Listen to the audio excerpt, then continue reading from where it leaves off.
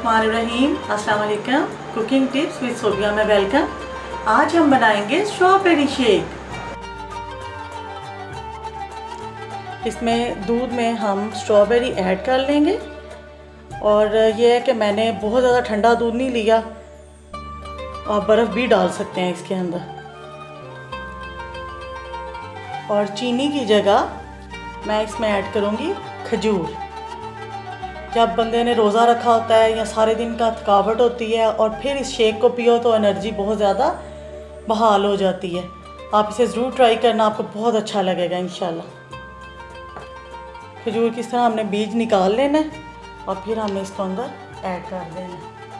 और बच्चों को या बड़ों को जिसको मीठा ज़्यादा पसंद है तो चीनी भी इसमें आप ऐड कर लें थोड़ी सी।